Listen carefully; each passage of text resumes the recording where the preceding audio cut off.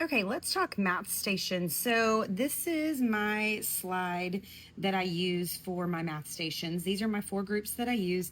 Me, the teacher, obviously is at the teacher table at your seat. This is seat work. This is technology and hands-on, which is game station. So it just kind of spells the acronym of math. I put my students' names right there. So what I do normally here, obviously this is instructional teaching there.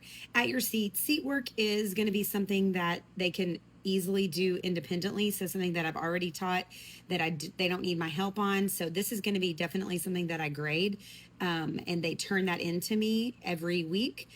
Technology, we are a one-to-one district, and so if you're not using Progress Learning, it's an amazing tool that is very great questioning and has high-level questioning and is really good to prepare those kiddos for the STAR testing. I know it's not all about the test, but the language and the wording in Progress Learning is really great. So with technology and Progress Learning, in that area, I do not just like release all of the Progress Learnings at the same time. So I assign specific ones.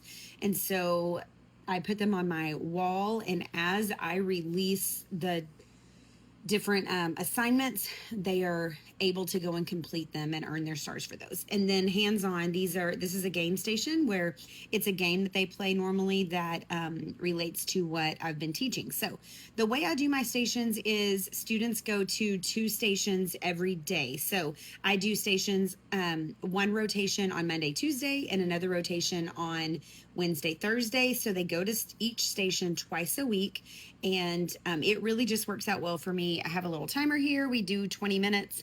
Sometimes I'll lower it to 15, just depending on how much time we have. Obviously, this is going to be what we're currently learning, and it's going to be leveled. And then I also have my students in ability groups. So that's kind of the situation there. This can also be ability grouped, and then obviously this can as well.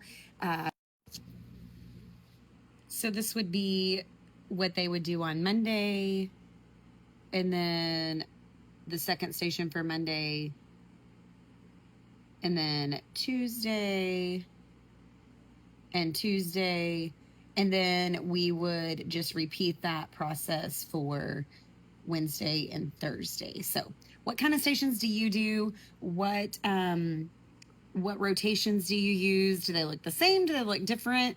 Let's talk about it.